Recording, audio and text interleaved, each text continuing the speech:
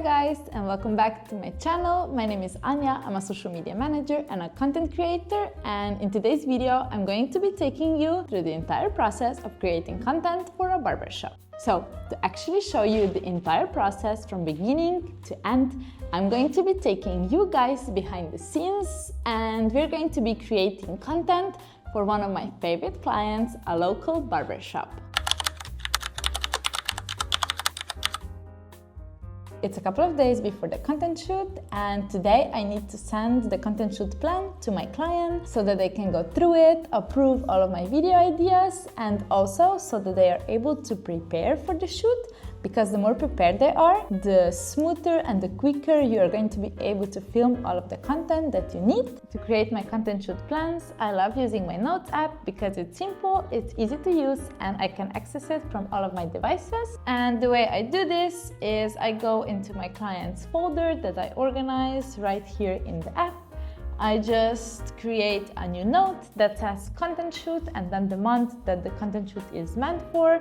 So in this case, it's going to be content shoot June 2025. And then I just go ahead and start writing out all of the ideas that I have. For almost every client that I have, we have a signature series that they do.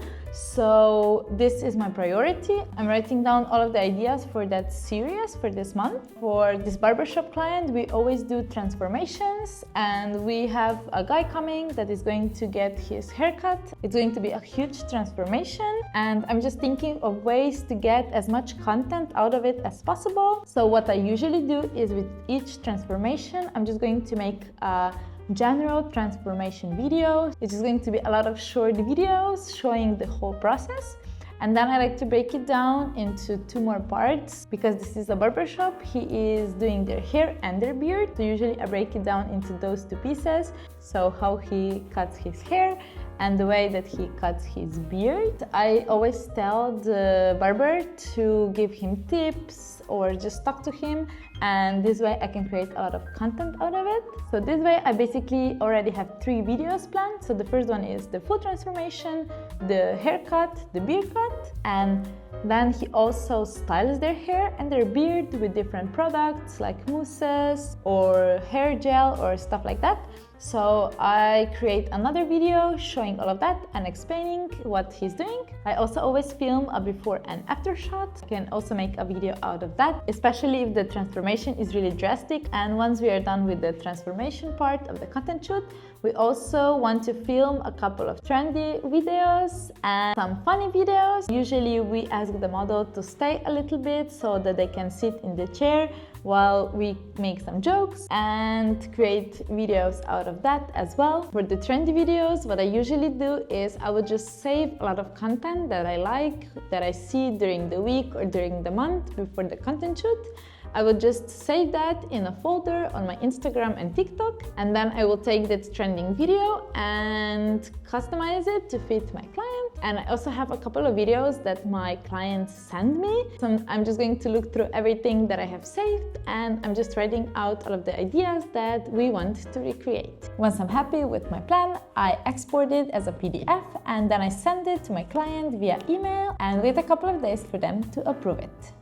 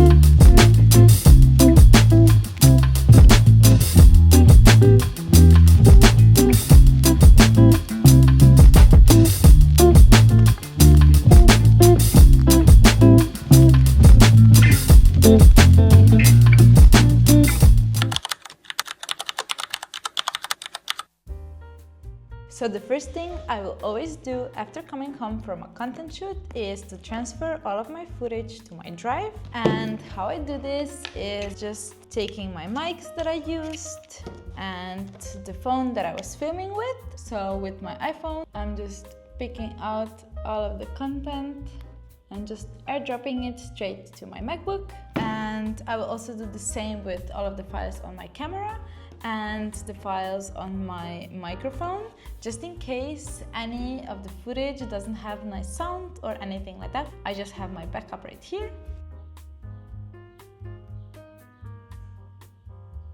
I have different folders for every client, so in each folder I have subfolders for every single month, and then I divide that by unedited, edited, and this is the way I organize everything. It's simple, organized, and it works for me. This way all of my footage is safe, and I also have space on my phone for any future content shoots. So now that all of the footage is transferred, I'm just going to jump straight into the editing. If you watched any of my videos, you already know I use CapCut to edit all of my content and also my clients' content. So this is what I'm using today. So how I organize my editing is to go into my Notes app again and just start editing from the first to the last video that we filmed. And once I have edited a video, I just go ahead and cross it off so that I know this video is edited. So let's just edit one of the videos together so that you can see what my process is like.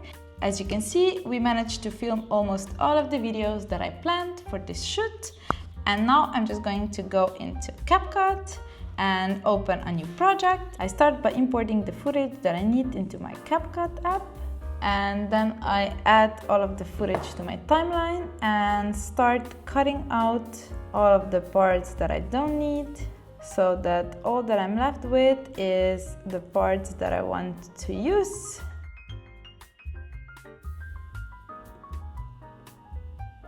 Once I'm happy with the rough cut, I like to add some effects like some zoom ins, some sound effects, and of course subtitles if there's any speech in the video. When I'm creating funny videos like this one, I love to use sound effects, and for this one we are adding some crickets.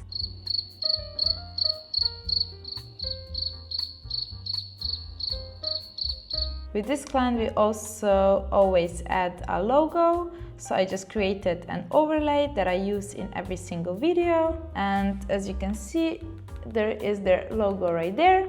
And yeah, this video is done.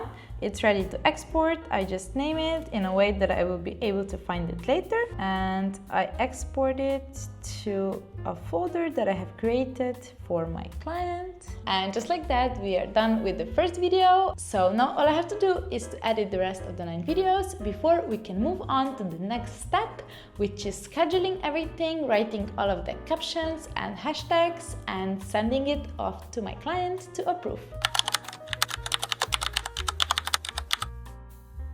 So in the last 4 years of owning my business, I have actually switched a couple of scheduling tools, and right now I'm using Rela because I like it. It's simple to use, it's pretty affordable, it works amazingly well, actually better than a lot of the more expensive apps. So let me show you how I put everything in the content calendar. One of the things I really love about Rela is the fact that you can just create a link and send it to your client, and with that link they can access to all of the edited content, they can see all of the captions, hashtags, and they can also see the schedule of all of the content. It also creates a mock-up feed so the client can also see how all of the posts are going to look in their feed. And with that being said, let's start scheduling the posts.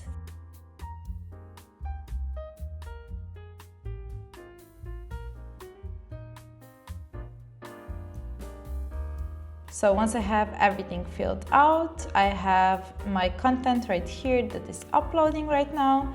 Then I have my title, I have pending, which means my client hasn't approved it yet. And then here you can see I want to post it as a Facebook reel, an Instagram reel, and a TikTok video. And then I want it to be posted on June the 3rd at 8 a.m.